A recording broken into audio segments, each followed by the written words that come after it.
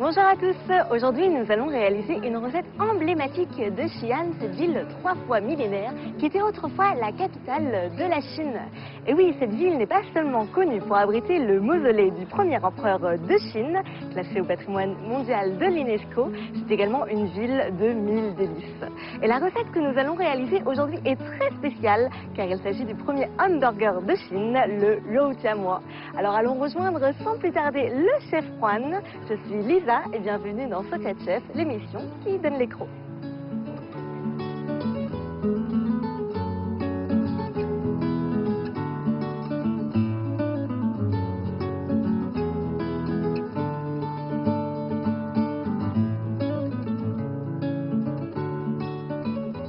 Bonjour à tous, je m'appelle Huang Zezhong, je viens du Shanxi.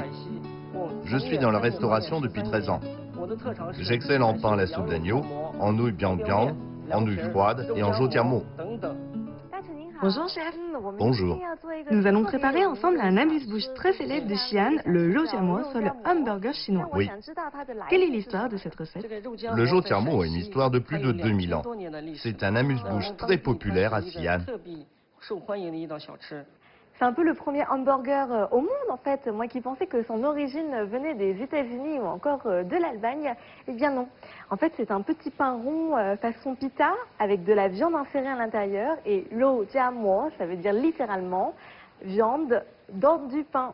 Et voilà. Alors on prépare d'abord la viande ou le pain? On s'occupe d'abord de la viande. On la cuit en premier, puis on pétrit la pâte. On a choisi quel morceau aujourd'hui? Un porc entrelardé et un peu d'épaule. On mélange ces deux parties. Il faut du lard et du maigre à part égale. On a d'abord trempé la viande pendant 3 heures pour enlever les impuretés, puis on la blanchit rapidement. Ensuite, on obtient ce résultat. Maintenant, je vous présente les épices. Ce sont des graines de fenouil, un ingrédient très utilisé dans la cuisine chinoise. Des galangas camphrés, des poivriers longs et des clous de girofle, des ingrédients moins courants. De l'angélique d'Eurika, du gingembre aromatique, du poivre blanc et du poivre du Shanxi. Il y a encore de la cardamome brune, de la cannelle et de l'anis étoilé, des épices très courantes. Ensuite, des graines de Alpinia katsumadai et des noix de muscade. On voit rarement ces deux épices. Des piments séchés, du poireau, du gingembre, du sucre candi, du sel, du vin de cuisine et des feuilles de laurier. Il y a beaucoup d'épices que je n'ai jamais vues. Vous pouvez me les présenter? Vous ne connaissez pas lesquelles? Celle-ci, par exemple. Ça, c'est du galanga camphré. Il sert à relever le goût. C'est de la famille des gingembres?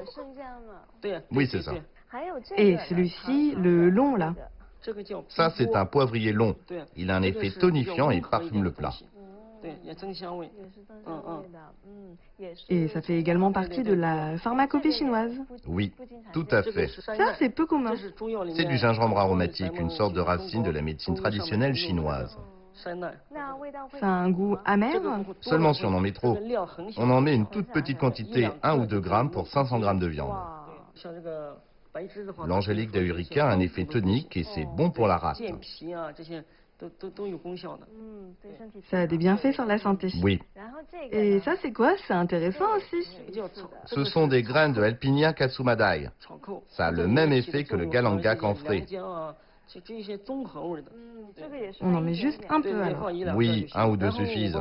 Ensuite, on met tous les condiments dans un sachet et on l'utilisera pour assaisonner la viande. C'est une bonne astuce de mettre tous les ingrédients dans un petit sac hermétique. De ce fait, la soupe va juste absorber toutes ces saveurs, mais sans que les condiments n'aillent déranger la texture du plat. On ferme le sachet et on le met dans notre bouillon centenaire. C'est quoi un bouillon centenaire?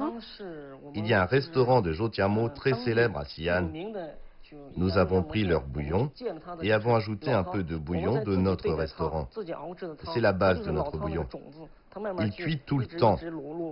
On peut conserver la saveur pendant plus de 10 ans. Et combien d'années a ce bouillon? Plus de 10 ans. 10 ans? C'est pas dangereux pour la santé? Non, pas du tout. Tous les restaurants célèbres ont leur propre bouillon centenaire. Plus le bouillon est ancien, plus il est parfumé et dense.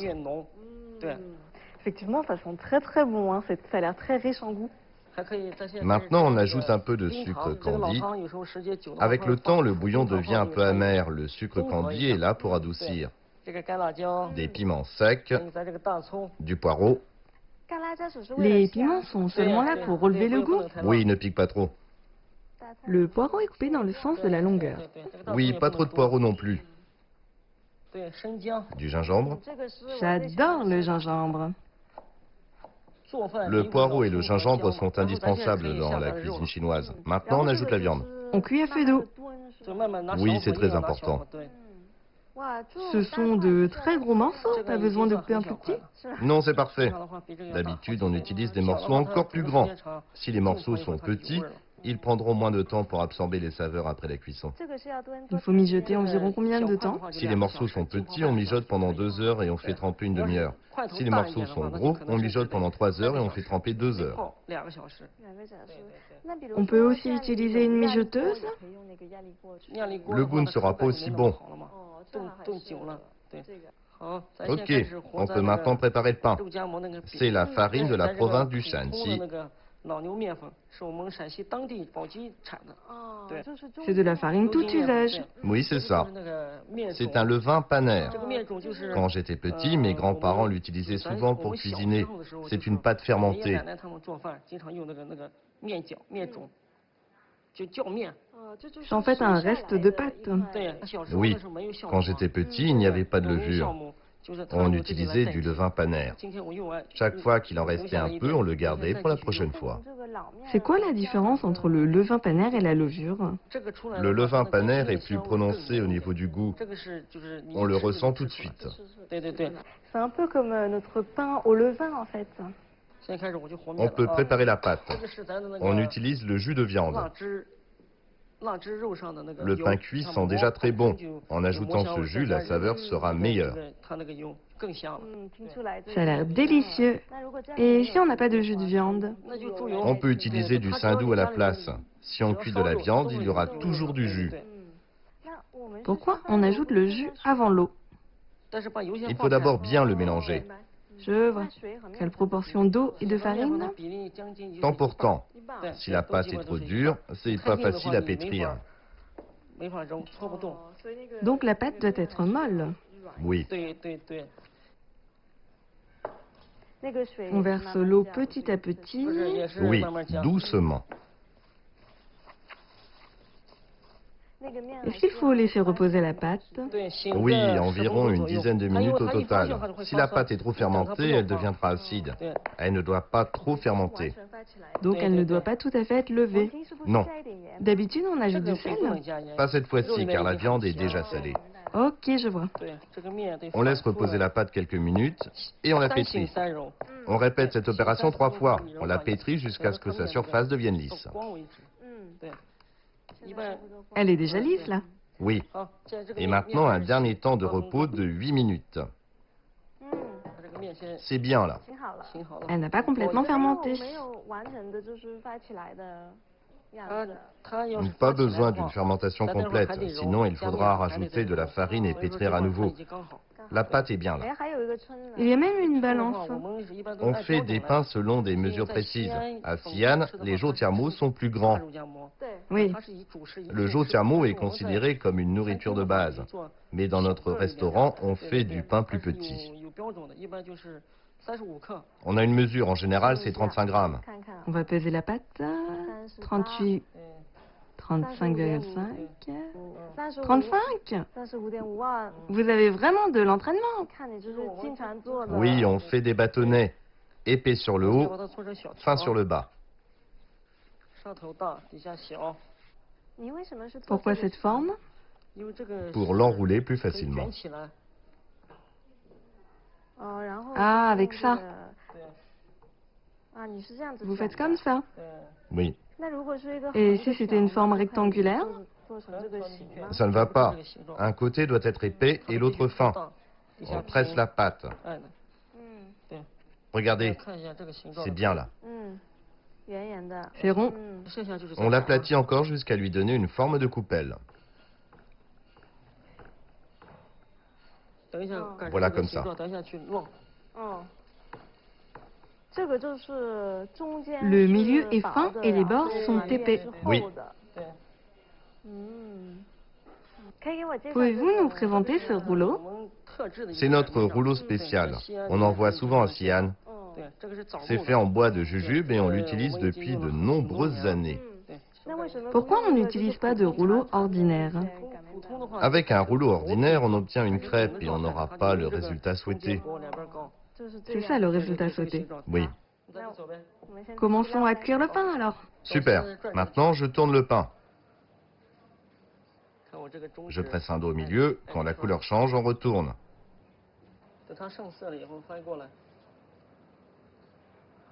Regardez, le pain est coloré. On le retourne et on appuie sur les côtés et on cuit. Et puis on couvre. Ce sera cuit dans 5 minutes.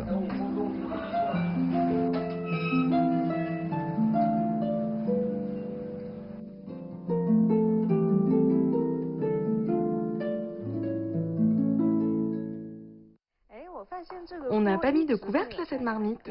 Oui, pas besoin de couvercle. Sinon la viande ne sera pas savoureuse. Ah, c'est pour cette raison. Oui. La viande doit être bien tendre. Oui, elle est prête. On la coupe comment? En petits morceaux. Quelle est la proportion de lard et de maigre? 30 et 70. 30% de lard et 70% de maigre. Oui. Ou 50-50. Ça dépend du goût de chacun. Il faut le préparer à la minute. Après l'avoir coupé, on verse du jus. Pourquoi? Le pain a des trous. Le jus imbibera le pain d'en bas et il sera croustillant à l'extérieur et moelleux à l'intérieur. Je vois. Pas trop de jus, sinon le pain sera trop salé. Maintenant, on coupe le pain. On voit sur le pain un dos de tigre, un cercle de fer et un cœur de chrysanthème. Ces mots décrivent la beauté du pain. C'est une expression qu'on utilise. On le coupe ici sur le côté. Il s'ouvre facilement en deux. Oui, Voilà le hamburger chinois. oui. Ça met l'eau à la bouche. Bien, le jotiamo est prêt. Ça a l'air délicieux. Tout à fait. Voilà, notre recette d'aujourd'hui est prête. Nous pouvons maintenant passer à la dégustation.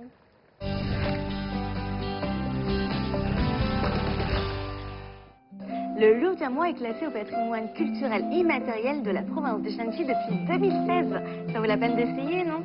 Allons goûter au plus vieux burger de Chine. Le chef nous a également préparé des piments verts coupés pour ceux qui aiment bien manger un peu pimenté. Je vais donc en rajouter un petit peu pour goûter. Ça va également relever ce petit pain. Voilà. À votre santé.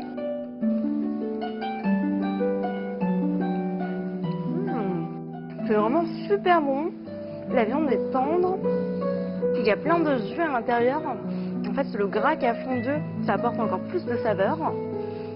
Le pain, je dirais que ça ressemble un peu au pain du sandwich grec, vous voyez. Un peu croquant à l'extérieur et très dense et très moelleux à l'intérieur. En tout cas, c'est vraiment délicieux. D'habitude, les tomates sont un peu plus gros. Ici, c'est une version petite, un peu plus raffinée du liu-tiamo. C'est en tout cas le meilleur liu-tiamo que j'ai jamais goûté. C'est vraiment très très bon.